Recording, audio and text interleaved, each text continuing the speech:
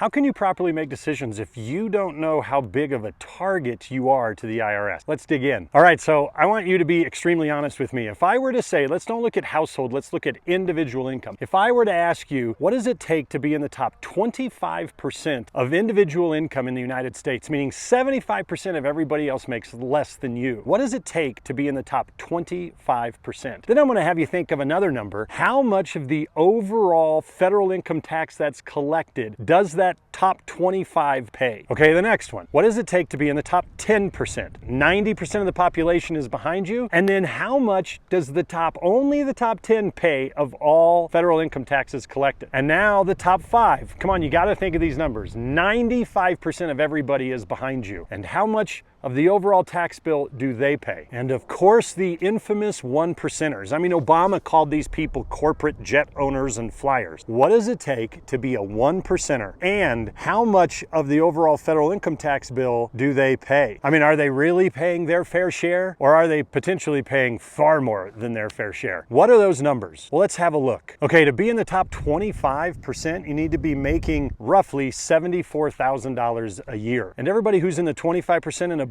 they pay 86% of the entire federal income tax, meaning the bottom 75% are responsible and only pay the remaining 14%. 86% is paid by the top 25. Are you statistically common or uncommon if you're in the top 25? Well, you would definitely be uncommon. So you have to ask yourself, why would you follow common advice? Specifically, if that tax target is the biggest on you. Well, this gets worse. The top 10% is $125,000 a year in income, and those individuals pay roughly 70% of the overall tax bill, meaning 90% of the population is responsible for 30% of the tax bill.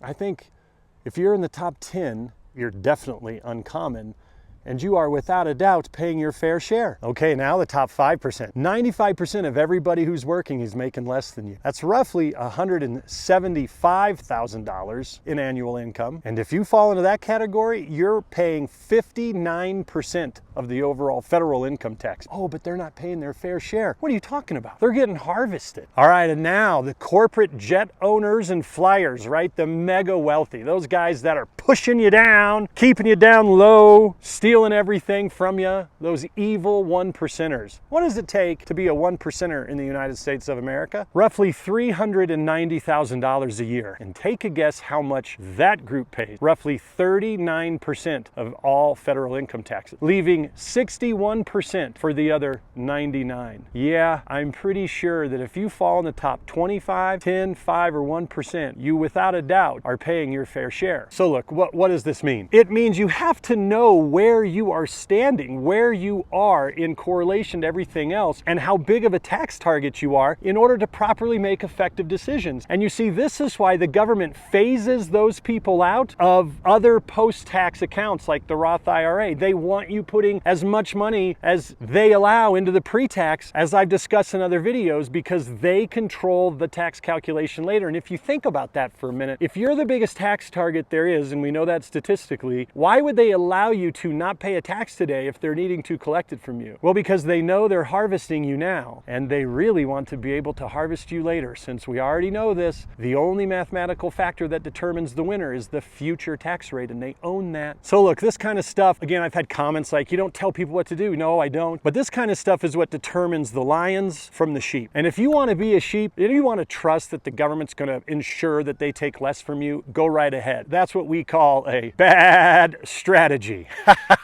Yeah, I work with lions. Lions put aside all the, oh, but if you keep it in the market, it's going to win. No, they want to maintain control of capital. They want to be in control of the tax bill later on. They want to put their money in positions that they can be collateralized and used and leveraged. They want to do what the politicians are doing, what the wealthy have done forever, in order to be the one in control of the capital. When opportunities strike, they can get it. Who gives a crap what the stock is doing right now? So look, if you find yourself in an uncommon position from an income standpoint, tell you what, you better not be following common advice. You without a doubt will turn out to be a sheep. Now look, don't forget, God loves you. You're extremely special to him, and all he wants is for you to love him back. And the way you live your life today matters, so because you're establishing how you're going to live your life with him later. So know that you're blessed, know that you're loved. Go spread that love to others. Make it a great day.